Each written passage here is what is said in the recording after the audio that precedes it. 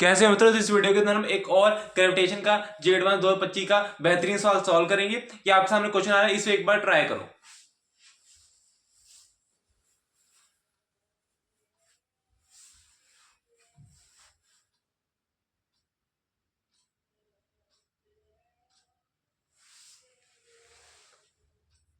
Question क्या कहा गया है, consider a star of mass m2 kg revolving in a circular orbit around the another star of mass m1 kg with m1 is very greater than m2. The heavier star slowly acquires mass from the lighter star at the constant rate gamma kg by s.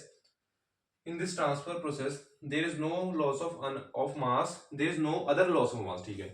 If the separation between the center of the stars is r, then its relative rate of change 1 by r into dr by dt in second inverse is given by। देखो मैं पहले question समझा देता हूँ। यहाँ पे एक m1 का मास है और ये एक m2 मास इसके आसपास घूम ही जा रहा है। अब धीरे धीरे क्या हो रहा है, इसका ये हमारे पास इस वाले m2 का सारा मास इसमें एक्वायर हो रहा है, इसमें ट्रांसफर हो रहा है। यहाँ पे कहा गया है m1 is very very greater than m2, ये कंडीशन दे रखी है। अच्छा, अब इन्होंने जब इसमें ट्रांसफर हो रहा है तो इन्होंने किसी एक्सटर्नल फोर्स या टॉर्क की बात नहीं करी। इन्होंने कहा कोई और हमारे पास मास का लॉस नहीं हो रहा, कोई एक्सटर्नल टॉर्क नहीं लग रही, कोई एक्सटर्नल फोर्स नहीं लग रही, तो मैं मोमेंटम का काम करता हूँ, कंजर्व कर देता हूँ। ठीक है, m2 v r is equals to constant. ठीक है। अच्छा, अब देखो, जब हम इसमें v लिखते थे, ग्रेविटेशन में हम v लिखते हैं तो कैसे लिखते हैं, जिस बॉडी के आसपास चीज घूम रही होती है उसका मास हम v की इक्वेशन में लिखते हैं। तो ये हो जाएगा g m1 r m2 r constant. बात समझे? अच्छा, अब एक काम करो, या तो अभी डायरेक्ट कर दो या स्क्वेयरिंग करके कर देना, कोई नहीं, क्योंकि रूट जी तो हमारा कांस्टेंट है तो ये कांस्टेंट है जाके मिल जाएगा। तो ये हो जाएगा m2, ये हो जाएगा, दो तो स्क्वेयरिंग में कर रहा हूं, g m1 r स्क्वेयर, और r स्क्वेयर है, यहाँ पे एक r है तो ये r एक हट जाएगा और ये कांस्टेंट रह जाएगा। अब कांस्टेंट हमारे पास है, g इधर जाके क्या बन जाएगा, g इधर जाके बन जाएगा कांस्टेंट का स्क्वायर। अच्छा, किसी के मन में आ रहा हो कांस्टेंट स्क्वायर कांस्टेंट ही कुछ होता है, g इधर जाके फिर से कांस्टेंट हो जाएगा, g m2 square m1 r, ये कुछ कांस्टेंट k बन गया, मान लो, क्योंकि अभी मैं डिफरेंशिएशन कर रहा हूं तो कहीं को कंफ्यूजन हो सकती है, इसलिए मैंने k लिख दिया, ये कांस्टेंट ही है, कुछ भी है। अब ये बचा है क्योंकि g भी कांस्टेंट है, उधर जाके हमने भेज दिया उसे। अच्छा, अब एक काम करो, with respect to time differentiate करो। ठीक है, ये हो जाएगा, इसको मैं कर रहा हूं 2m2 m1 r d m2 by dt, ये हो जाएगा m2 square r d m1 by dt। अब इसको लो और इसके साथ डिफरेंशिएट करो, ये हो जाएगा m2 square m1 dr by dt is equal to 0। बात समझे? अब यहां से देखो, m2 m2 m2 मुझे कॉमन दिख रहा है, ये हो जाएगा, कट जाएगा। अब r है यहाँ पे, और r को अगर मैं कॉमन लेके यहां पहुंचा दूं तो 1 by r into D R by D T हमें निकालना है, तो वो भी कर देते हैं काम। 2 m1 d m2 by dt m2 d m1 by dt plus m2 m1 1 by r m, हाँ ठीक है, dr by dt is equal to 0। अब देखो,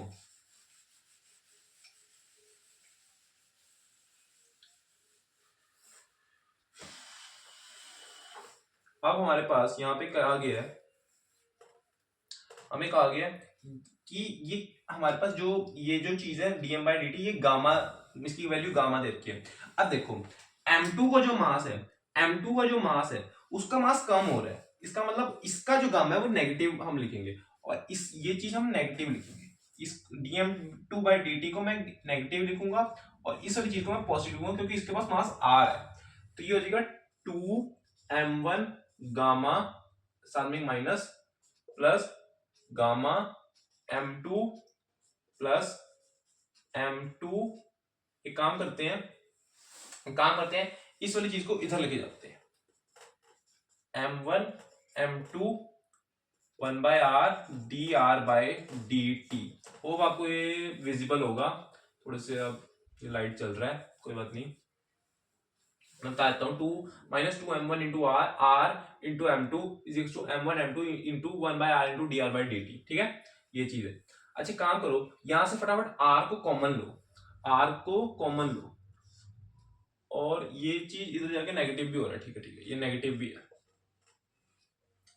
ये एक काम करते हैं, नेगेटिव को इधर भेज देते हैं। ठीक है, नेगेटिव को इधर भेज देते हैं, ये नेगेटिव को मैंने इधर भेज दिया।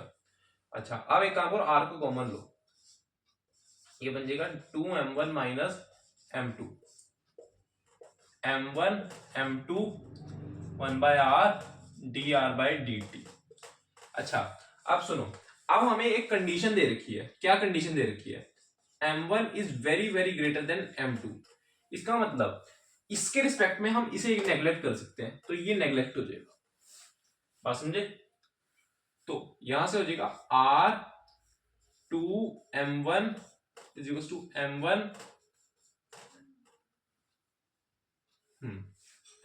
m2 1/r dr/dt।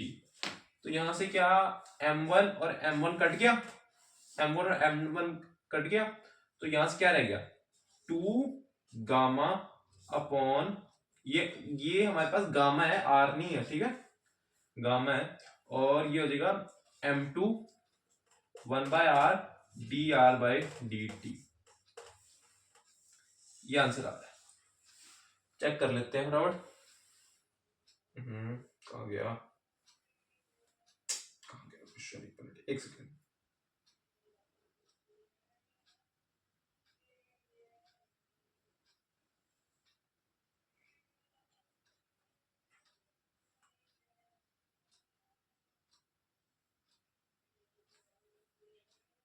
ये क्वेश्चन कौन सा ऑप्शन है?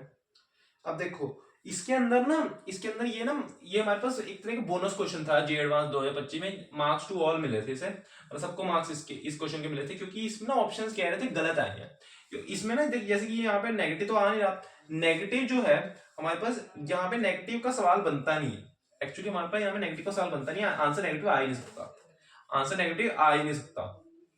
ठीक है, इसलिए हमारे पास अगर आंसर नेगेटिव आ नहीं सकता, इन्होंने ऑप्शन नेगेटिव दे रखे थे, तो हमारे पास बेस्ट ऑप्शन बी यहाँ पे बनता है, बेस्ट ऑप्शन बी बनता है, क्योंकि मैग्नीट्यूड तो सेम आ रहा है, नेगेटिव नहीं आ रहा है।